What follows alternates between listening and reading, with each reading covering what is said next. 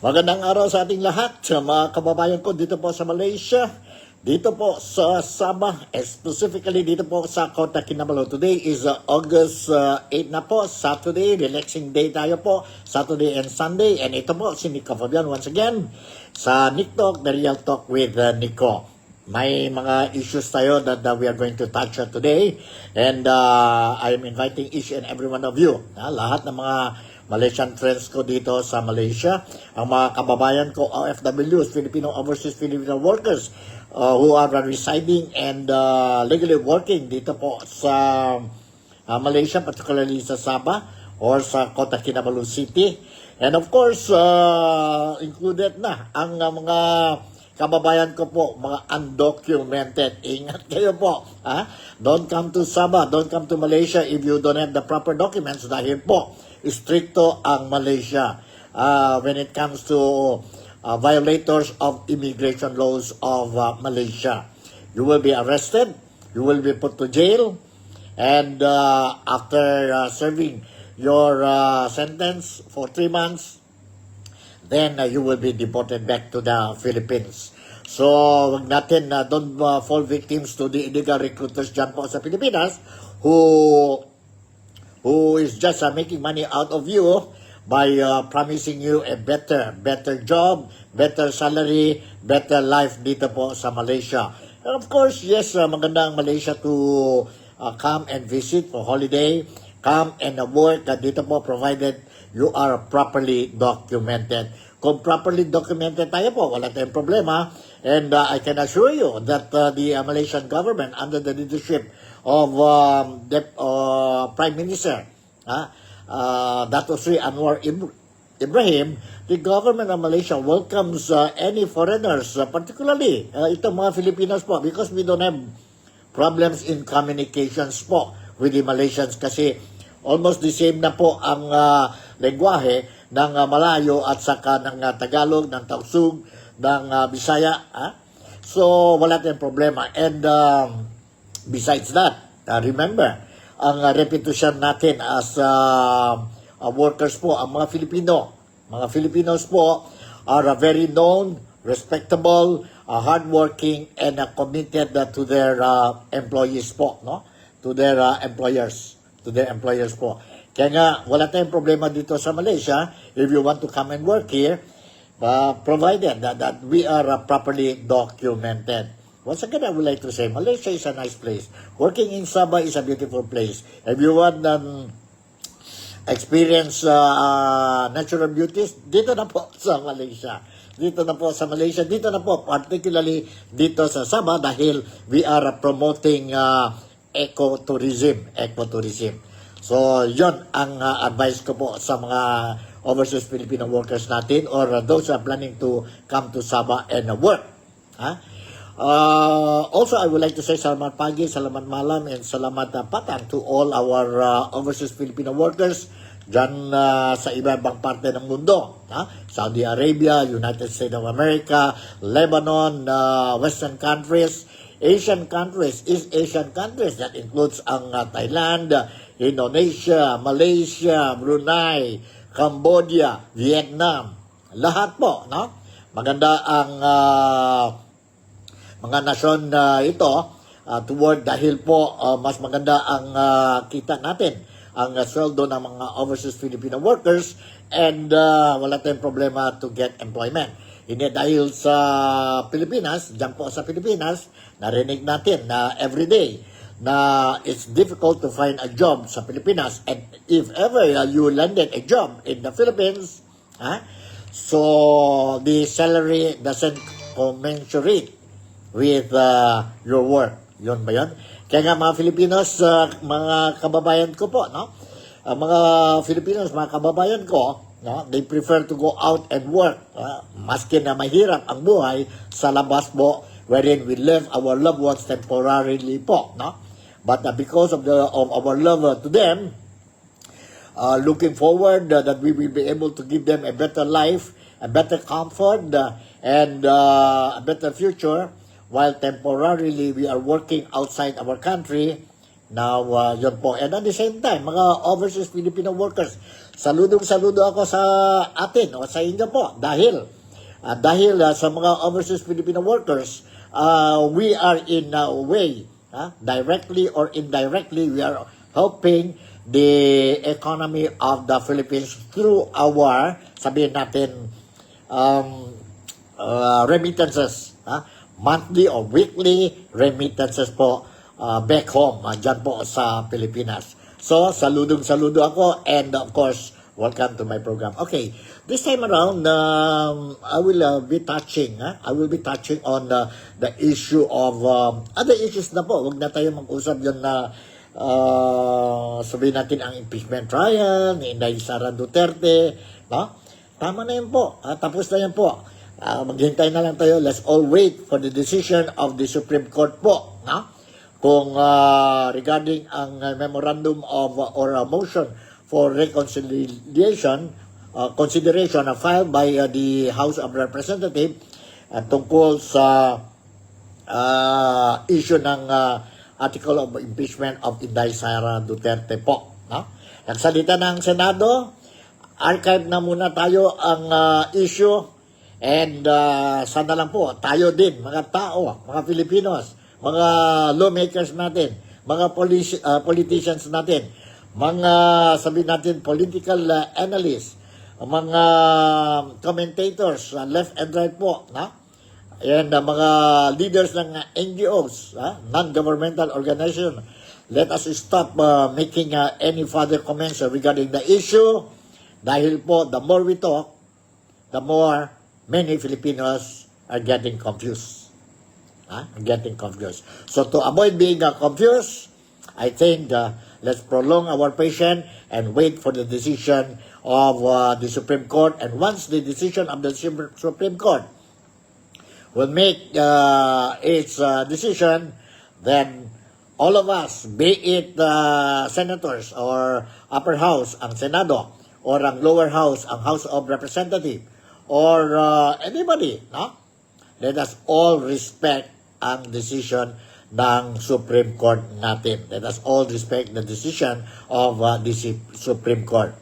Whether we like it or not, but because nandyan po ang power sa judiciary natin sa Pilipinas under the Constitution, then I don't think so they will make mistakes po. No? They will make mistakes when making their final decision. So, hintayin na lang natin ang decision. So, okay, shoutout muna tayo kay Bebina Gallenero, who is also watching. Bebina, good morning to you, good afternoon, and good evening wherever you are. And kumusta ang buhay ninyo po?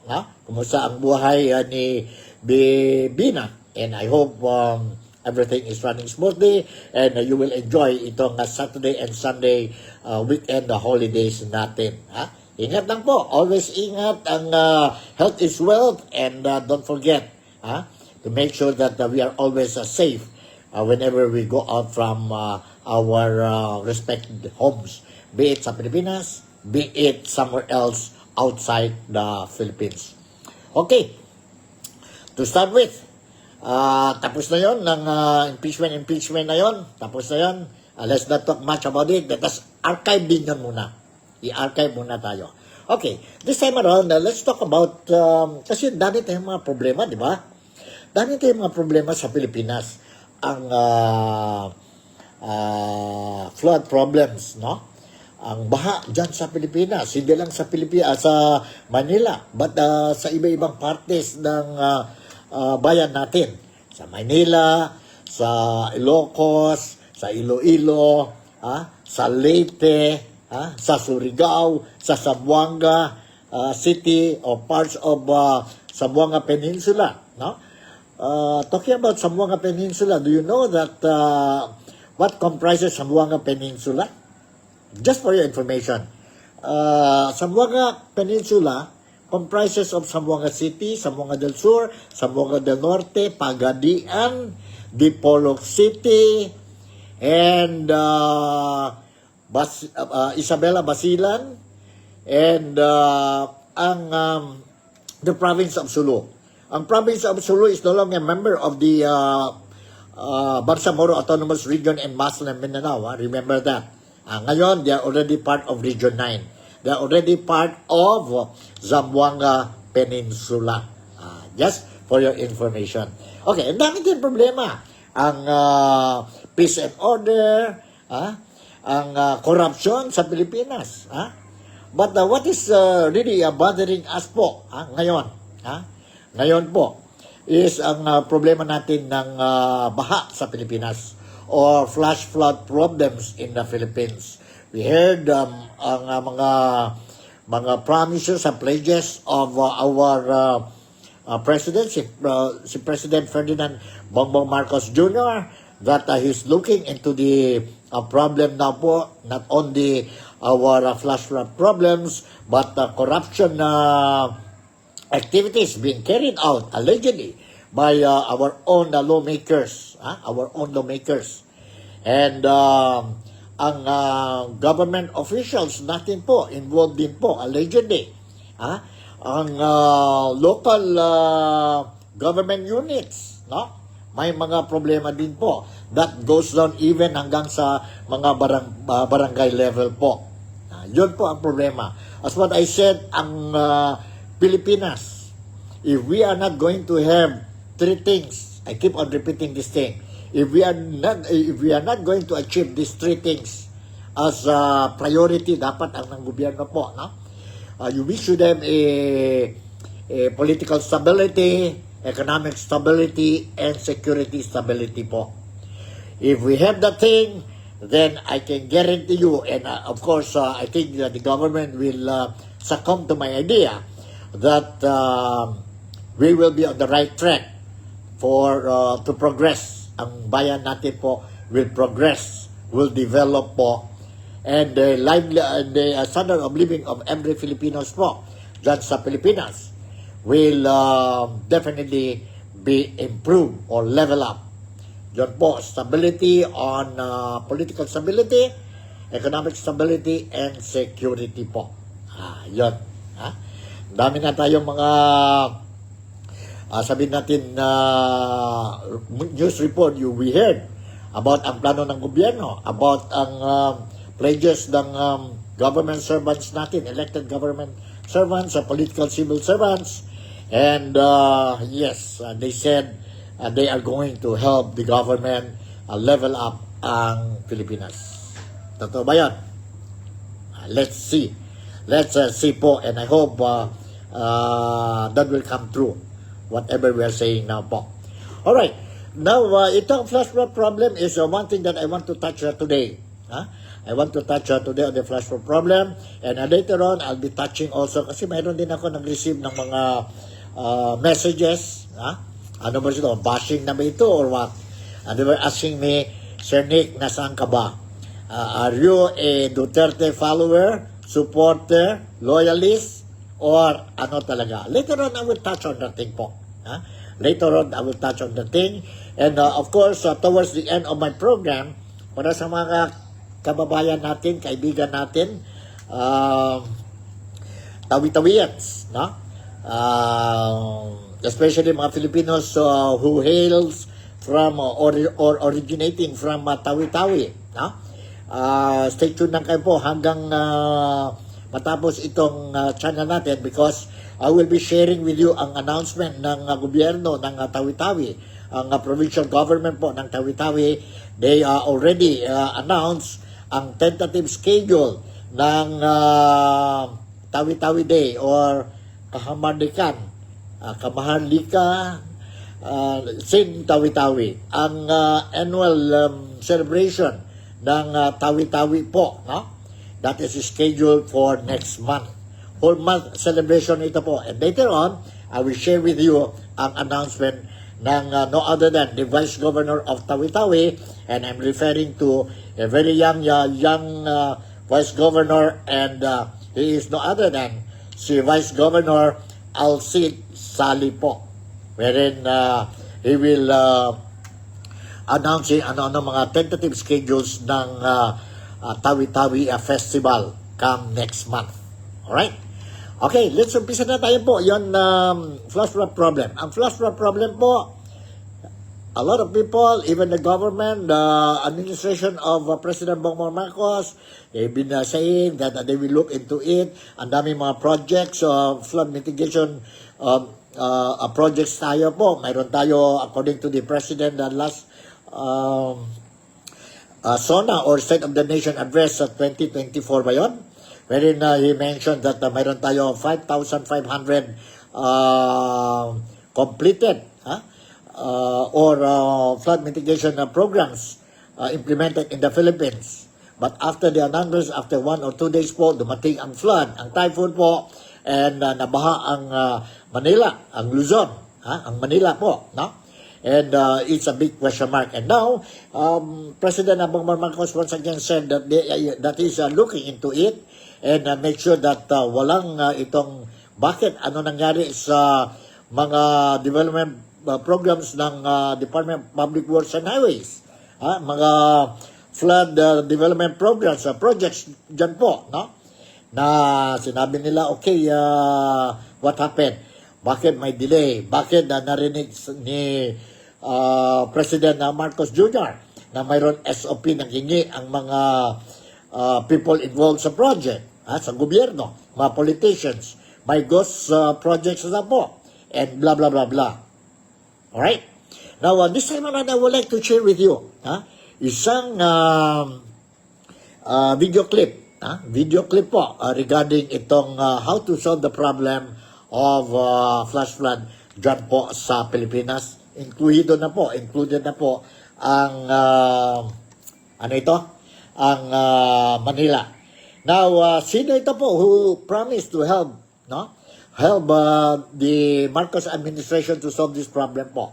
He is one of the richest Filipinos in the Philippines po. Very known tao ito po, no? Very known. Everybody knows him. And it's a good news. Maganda itong news po. Because he came out openly, was it yesterday?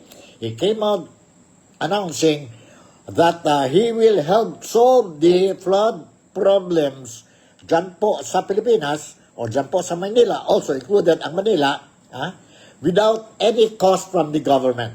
Without any cost from the government. Ang ganda yun, di ba? Ang ganda yun.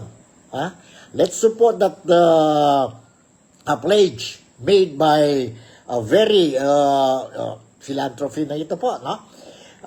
Very concerned about the situation in the Philippines. And I'm referring to no other than po, siguro narinig ninyo niyan po, ang pangalan niya. Ang pangalan niya po is ang presidente at saka ang chief executive officer ng San Miguel Corporation. Sino yon?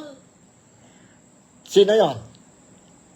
It is no other than si Ramon Ang. Si Ramon Ang po. I suppose you heard about him already, and he's the owner. He's the owner of, he's the president and owner of San Miguel Corporation po. In fact, if I'm not mistaken, siya din yun involved sa transferring of the present Ninoy Aquino International Airport to Bulacan Province. Alright, anyway, before giving you the, sabihin natin ang video clips ni Ginoong Ramon Ang, let me share you this news article po published dyan po sa Pilipinas, sa Philippine Star, which is a mainstream print media dyan po sa Philippines. And the heading of the news article goes this way: Ramon Ang offers to help solve Metro Manila flooding for free. Ganda, no? Ganda, no? Sana it will materialize. Nandito na po ang detalles. To help solve flooding problems in Metro Manila, San Miguel Corporation or SMC is offering to conduct a cleanup. SMC President and CEO Ramon Ang offered the help to local government units or LGUs in the National Capital Region and the Metro Manila Development Authority or MMDA for free. The LGUs simply have to identify the place affected by flooding, and without the fanfare, we will immediately go down and fix the problem for them. Ang said during a media briefing at the SMC main office in Pasig City yesterday po. Ang noted the need to dredge and widen rivers as well as rid it of piled up garbage and sediments. The SMC chair said he simply asked for approval and full cooperation of Metro Manila LGUs so his company can carry out the river cleanup. Wala na iba. Ramon Ang is just asking ang approval ng LGUs. In other words, ang mga mayors dyan po sa Pasay, ang mga mayors natin po, kagaya nila Mayor Isko Moreno, si Yorme, si Mayor Soto, Vico Soto, no? At ang mga iba-iba pang mayor, yun na nga, sabi ni Ramon Ang, all I want is approval from your side and we are going to start the cleanup. Under its Better Rivers Philippine program, SMC carried out massive dredging, widening, and cleanup operations of the Tulahan and Navotas rivers, Pasig and San Juan rivers, and those in Parañaque City and the provinces of Bulacan, Pampanga, Laguna since 2020. Jimmy Lu, Better Rivers PH Program Manager, said 8.52 million cubic meters of waste have so far been removed from over 163 kilometers of rivers covered by the program. Manila Mayor Isko Moreno, who attended the SMC media briefing, appealed to the Department of Public Works and Highways to cooperate with LGUs in putting up infrastructure projects, citing the Sunog Apog pumping station in Tondo and 3 other pumping stations along Rojas Boulevard that were built by DPWH but remain non-functional. Itong Sunog Apog pumping station dyan po sa Tondo. It is a controversial issue. And in fact, it should be one of glaring example of project with big question mark po. Na ang gobyerno po spend something like 744 million pesos to construct this Sunog Apog pumping station. But something happened. It is not operational until now. No? It's not operational until now. And naghingi pa sila po, ang contractor, after they receive ang full payment na yan po, 744 million plus, to make it operational. Make it operational po, they're asking another 19 million from the government or from taxpayers' money, deriving from the taxpayers' money to make the project operational po. This project has been identified as one of the major causes of flash flood dyan po sa Maynila. Kaya nga si Mayor Isko Moreno is not happy. He's not happy with this project and is calling the authorities concerned, ang Congress, ang Senado, to conduct a thorough probe or thorough investigation po dito sa proyekto para ang mga tao involved dyan po will be properly sabi natin punished kung may kalukuhan. In Pasig, Mayor Vico Soto said the flash flood that affected Velasco Avenue and the surrounding areas on August 6 was caused by rising water in the San Agustin Creek, which reached level higher than the streets and drainage lines. Soto said the city government considers dredging to allow the creek to accommodate heavier water flow. Yun po. So maganda yun ang plano ni Presidente ng San Miguel Corporation and Chief Executive ng kumpanya po, si Ramon Ang po. And since 2020 po, his company, he himself has been helping ang mga Filipinos on those affected by flash flood po to solve their problem, and it was successful.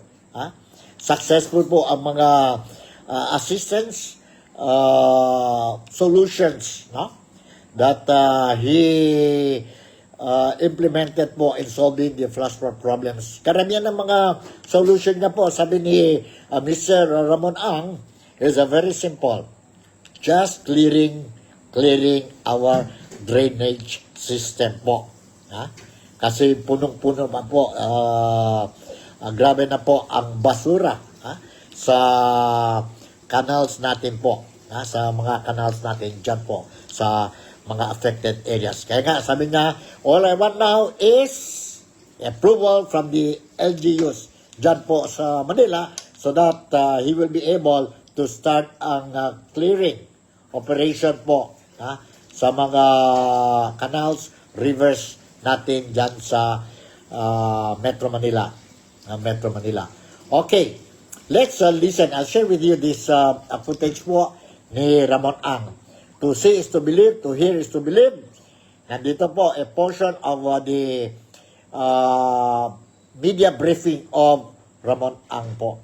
Nandito, let's listen to this. Ramon Ang, nagpo-volunteer ako ngayon. Ako nang tutulong sa buong Metro Manila. No cost to the people and no cost to the government. Kahit yung eskwela, gusto mo, bibili na ako ng lupa, kapalit nun. Tatayo ako ng kapalit na eskwela. Kasi housing, bibili na rin ako lupa. Para tayuan ng pabahay ng mga tao doon. Para lang alisin natin yung mga pabahay at eskwela sa ibabaw ng ilog. Kaya, pag may problema, huwag tayo magtuturuan, di ba? Hanapin natin yung problema, ibisigan natin. Hindi nga ako satisfied sa drone eh. Helicopter ko ba yan siya? If you remember last year, yung bahay yung ikutan, South Luzon Expressway, ikutan, hanggang dito tubig. Biniblame na naman ako. Pinapuntahan namin kung bakit. Meron pa na construction, naglilinis na transit mixer, binuhos yung konkreto sa kanal, nanigas yung buong kanal. O kasalanan ba natin yun? Hindi. Wala na turap. Pinalitan namin lahat ng kanal. Kami gumawa at our cost. Concrete counter, ikasata, pinalitan kanal, sinimento na bago. Pero ba kayo narinig? Wala. No cost to the government, ha? Sukat, nagpara. Ito na naman, same problem. Biniyak namin, pinalitan ng bagong kanal. O last week, nagpaha yung alabaw. Kinraise namin kagad. Meron palang nagkamali na naman, nagsimpay sa ilog, outflow to Laguna Bay. O, sinumbong namin kagad kay Mayor Biason. Action kagad si Mayor Biason. O, di wala na baha, alabaw. O, nakakita niya sa upo. Nagpapaha. Marado pa rin mga ilog. Nakita niya Alaska area sa Pedro Laguna. 50 years na po nagmamahayan. Lahat ng public works secretary, ang solution is tampakan na South Luzon Expressway. Anong ginawa na San Miguel? Madali lang po, ilinis lang yung ilog ng San Pedro at San Isidro. Magic, wala na ba? So bakit kayo nag-iisip lagi ng kung ano-anong nuclear solution? Samantala, pwede naman simple lang. Linisin lang natin yung ilog. Tsaka yung mga ilog na yan, nilismet ko yan. Alam mo kung anong ginagawa? Tinatayo na bahay. Kaya kailangan sa batas yan na bawal magtayo on the river easement. At of course, crime yung magtayo sa ibabaw ng river. Yun lang ang kailangan. So, naging congressman ka, pare. I-push na yan. Isa batas yan. Para wala nang baha ang buong Pilipinas. Ano ba problema? O tingnan nyo. Nagmabaha everywhere. Ano ba problema? Nagpara lang pala yung ilog. Nagtuturoan pa tayo. Tapos pag nagpara yung ilog,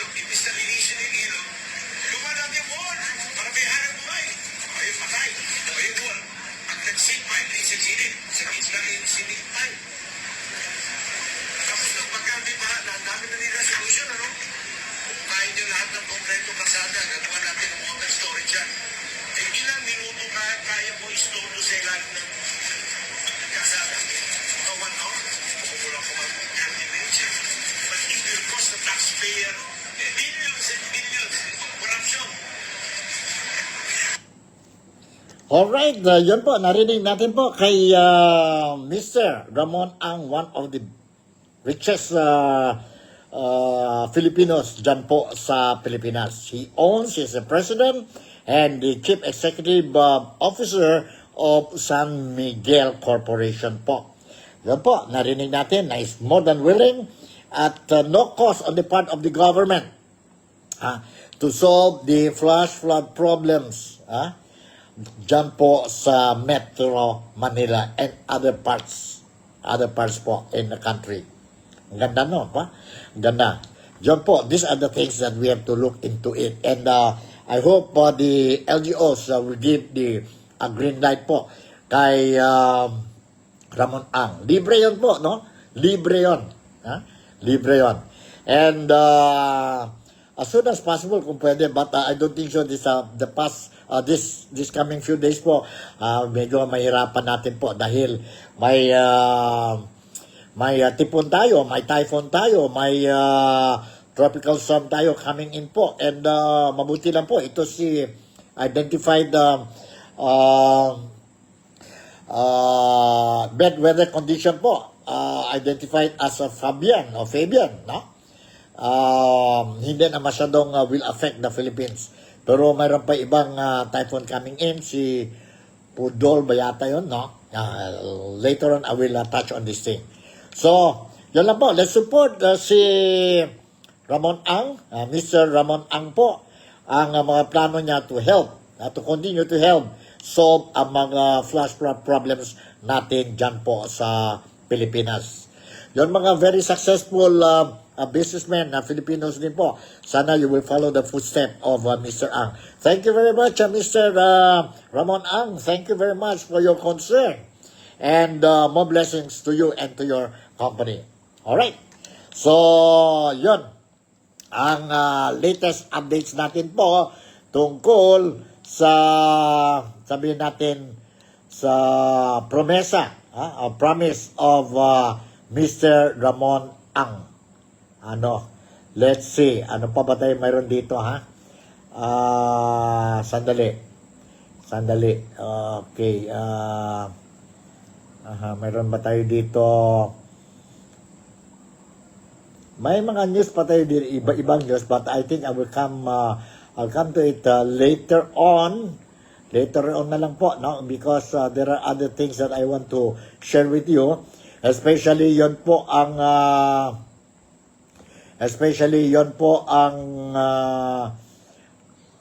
preparasyon para sa yearly festival sa Tawi-Tawi po. Sa Tawi-Tawi scheduled next month. This time around, I want to share with you ang announcement, a video clip ni Vice Governor of Tawi-Tawi, si Vice Governor Alcida Sale. He's announcing ang tentative schedule ng Tawi-Tawi festival po. Yearly festival ito po. Nandito, let's listen to Vice Governor Al-Said Saleh. Dito ako si activities na to this coming September in which mag-celebrate kita si 52nd anniversary Sinula. So, para ready lang tayo, no? Kasi next month, August, 1 month na lang, September na. So, during the first week of September, kakaroon tayo ng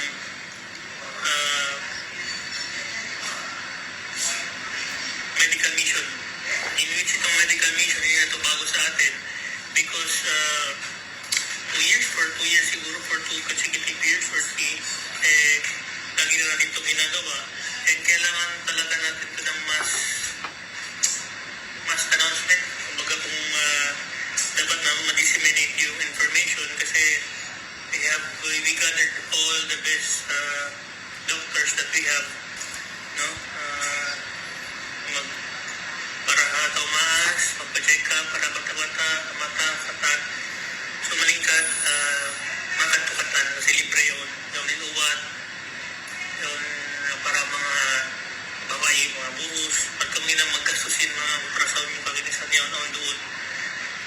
akademik yan sa passport on wheels. Passport on wheels ini sa tarjang paginaon. Pangalan tawa nga DFA. Di paginaon na tabi-tabi in connection with the job fair ini. Just in case, in job fair ini headed by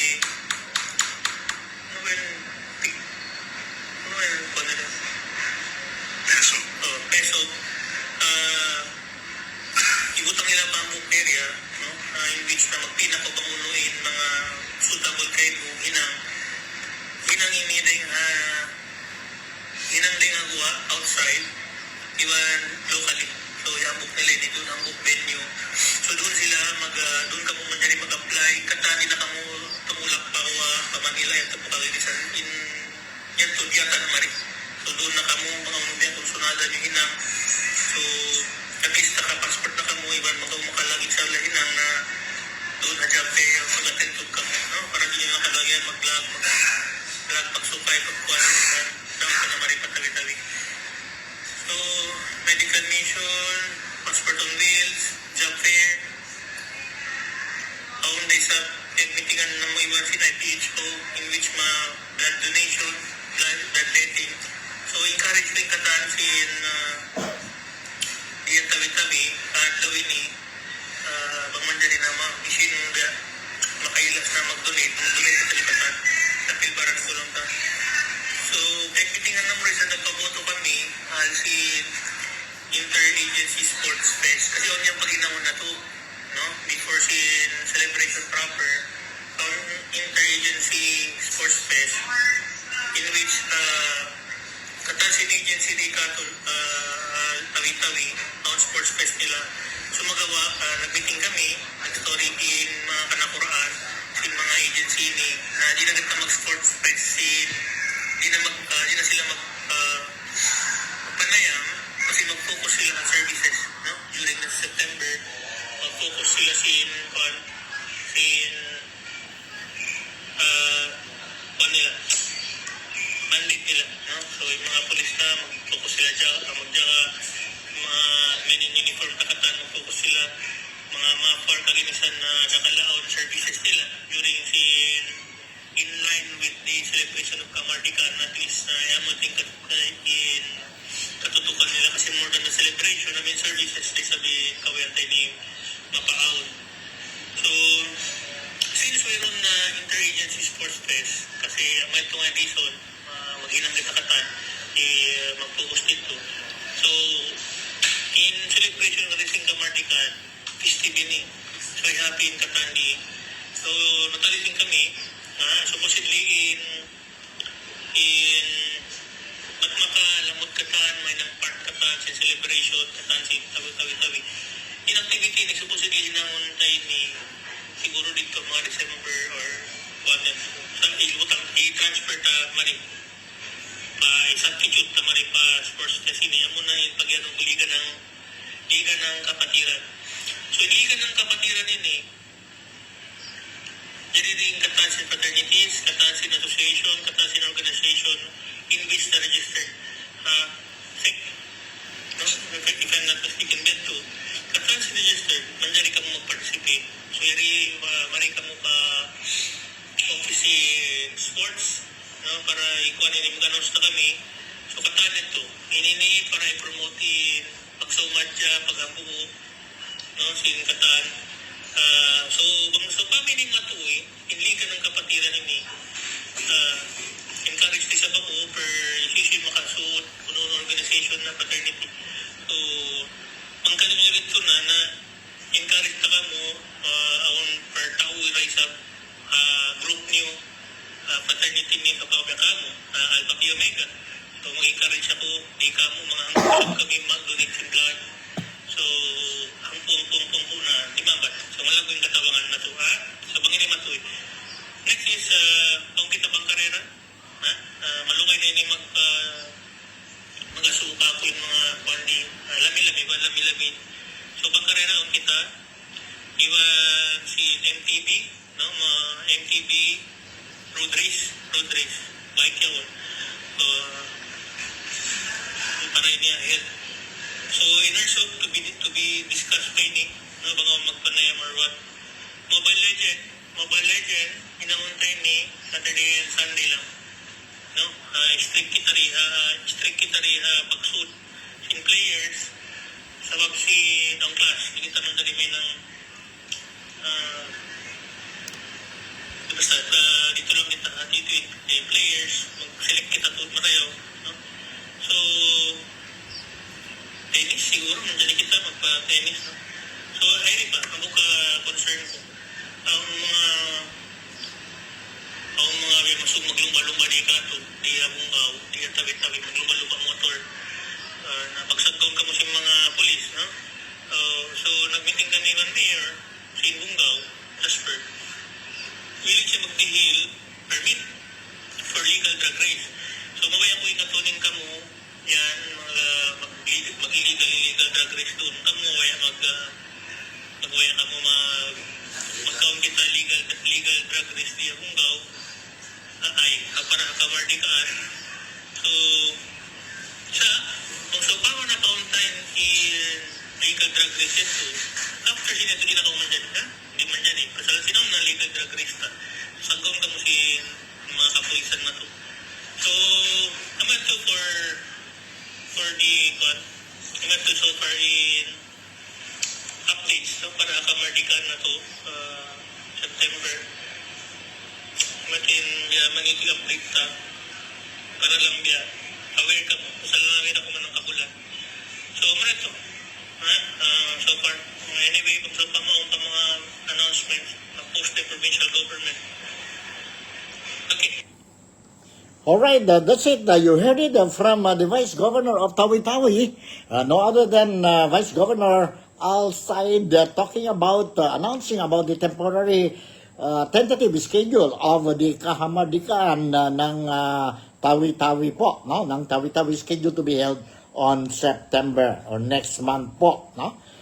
It is a very colorful, exciting and merry-making festival that Tawi-Tawi will be holding once again dyan po sa capital ng Tawi-Tawi, ang Bungaw municipality po. So,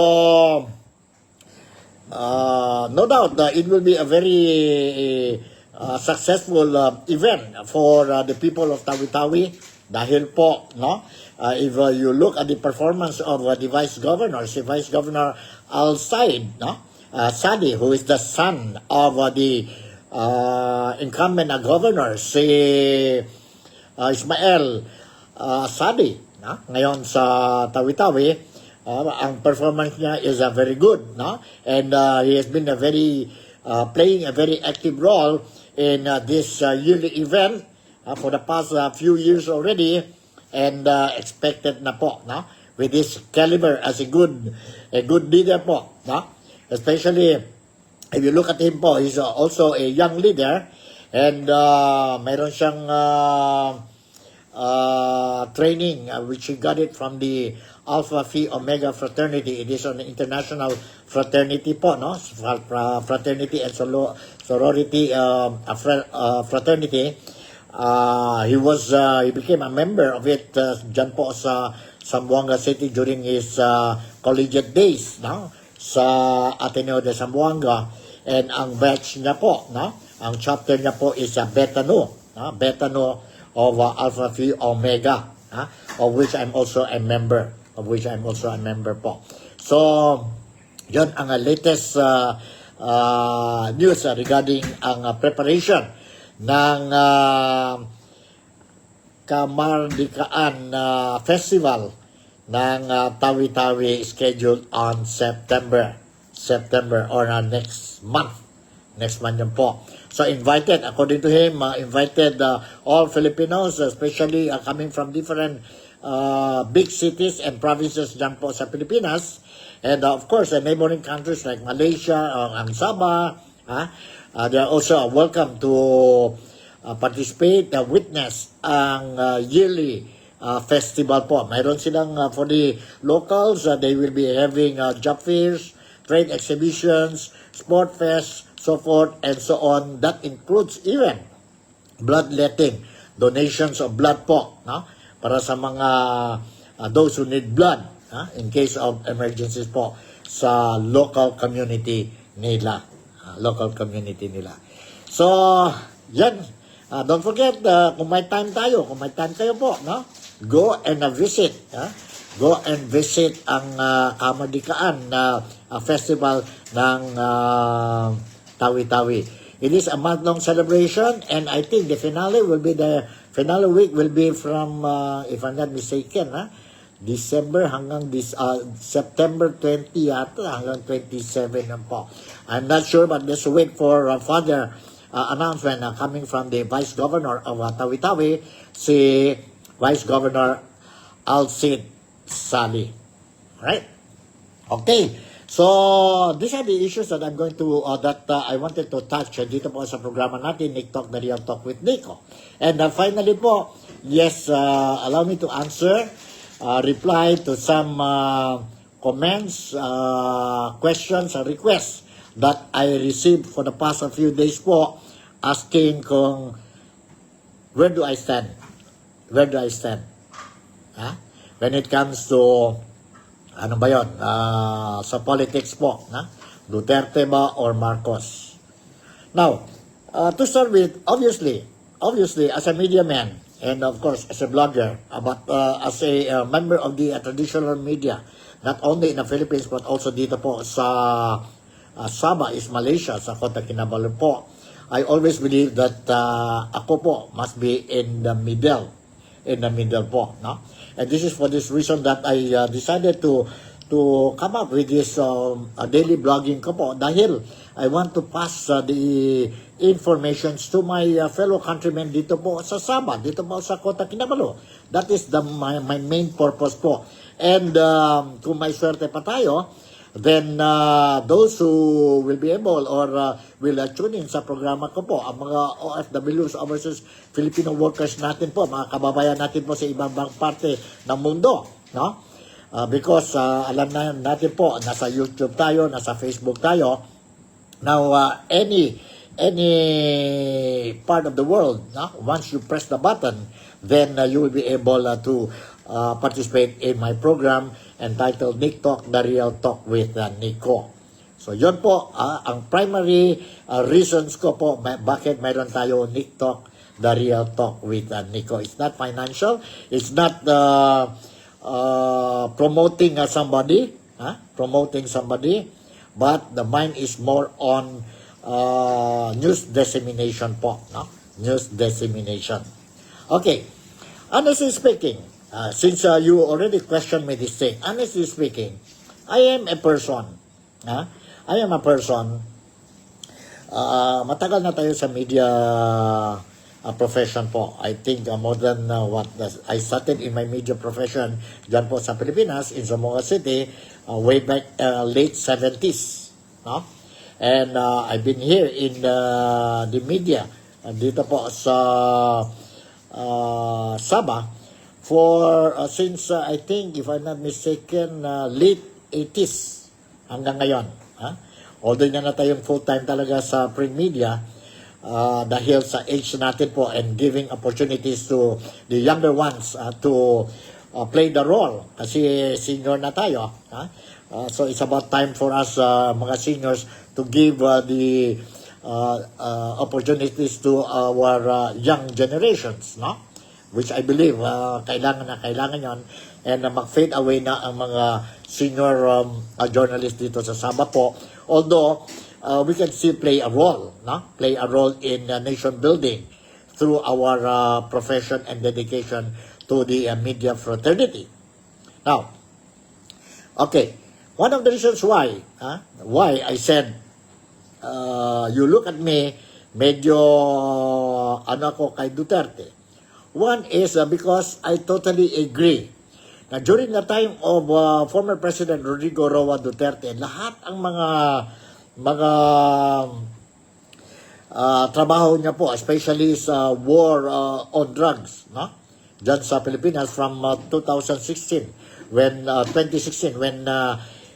he was elected as the president of the Philippines, no? He did it for the Filipinos po. He did not do it for his own selfish motive. He was so concerned about the present generations and the generations to come. That was, and I believe that was the reason why he was so aggressive in fighting drugs, illegal drugs dyan po sa Pilipinas. Sabi niya noon, if I'm not going to do this, then Philippines will be a narcotic country. Narco country po, no? Narco country. And not only that, he is one leader. Before being the president, he is the mayor of Davao City for how many donkey years? And we have seen him, how he changed from a problematic Davao City to the most safest city in Southeast Asia po, under the leadership of Rodrigo Roa Duterte as a mayor of Davao City. Yun po, saludo ako sa kanya po. No? Saludo ako sa kanya. Although, not everybody, nobody is perfect. May mga mistakes din siya po. But in totality, what he did was for the good of the majority. And that is the reason why, if you look at me, you will see that I praise former President Rodrigo Roa Duterte during his time as a president, and until now, I still salute him. I still respect him. And the other thing why I'm doing this thing, no? Or you look at me, medyo inclined ako dyan po sa Duterte, is because nakita ko po, no? I saw that when he was arrested, that Tatay Digong was arrested last March 11 ba yun? March 11. And he was surrendered, or the other party was saying it was a kidnapping, and handed over to the custody of the International Criminal Court po. I totally agree that it was wrong. The move was wrong. No? May mga violations yun po sa rights ni Tatay Digong. And may violations din yun po sa Constitution ng Pilipinas. We have functional judges, courts dyan sa Pilipinas. Why not do it? Respect the law of the Philippines po before handing over si Tatay Digong po sa kustodiya ng International Criminal Court.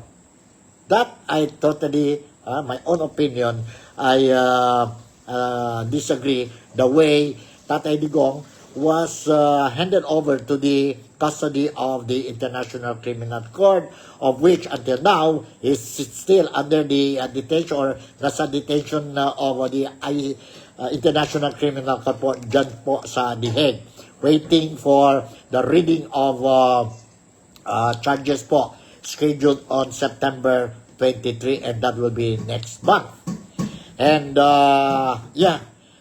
let's hope at the age of 80, no, nothing will happen to Tatay Digong po. No? And karamihan ng mga tao po, I also believe, one of the reasons, no, I also believe po, ang Filipinos, majority of the Filipinos, that includes me, that majority, if not all of the Filipinos, truly believe, strongly believe, that he is a one leader, one president of the Philippines, where the Filipinos really love him, appreciated for what he did, and the legacy that he is leaving behind sa atin po. No? Sa atin. And the other one is that, yes, since we are no longer a part of the International Criminal Court, we are no longer a member, ito po, one of the reasons why na I'm not happy with what ICC is doing now to our former president, si former President Rodrigo Roa Duterte. Don't get me wrong po, no? Don't get me wrong. And I also believe na itong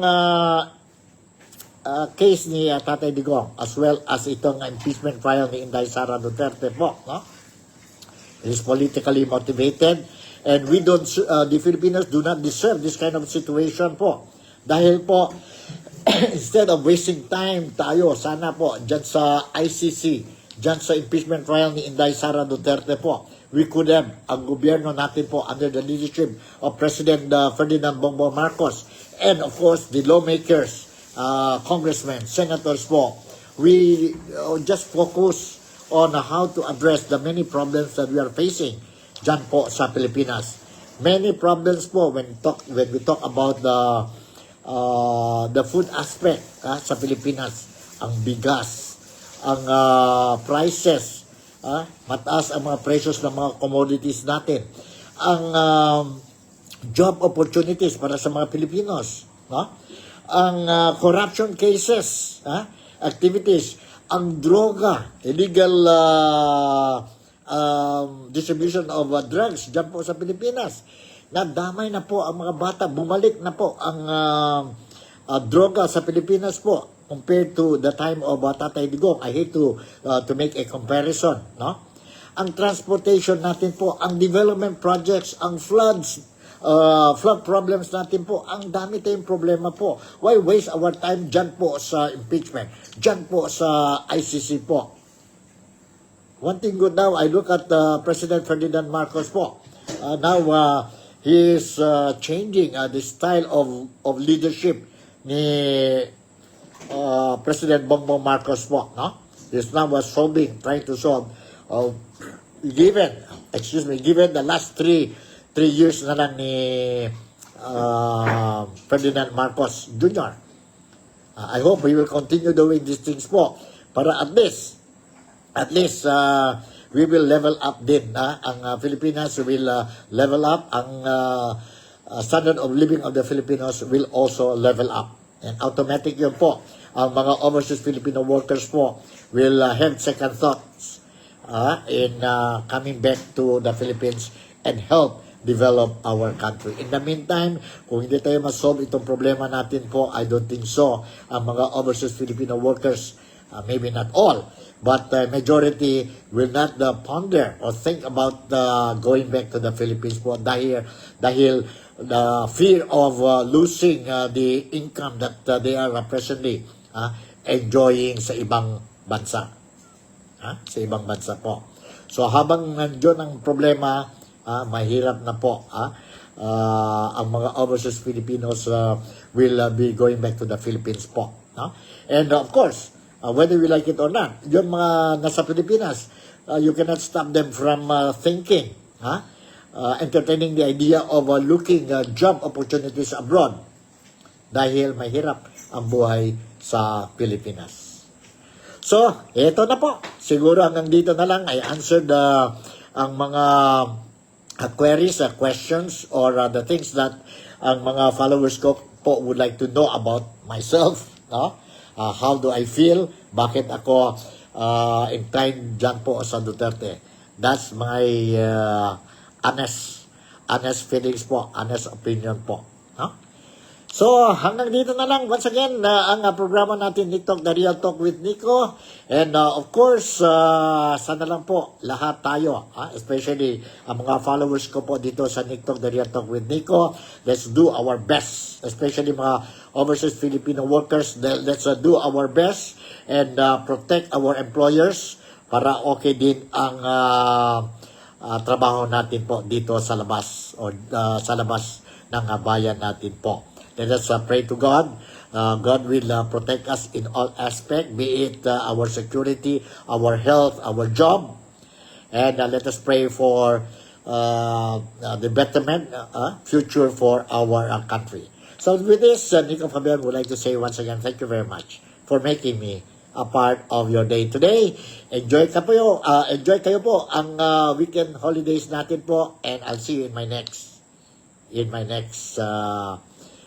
program. Malaysia, Sabah, the Philippines. God bless us all, and bye.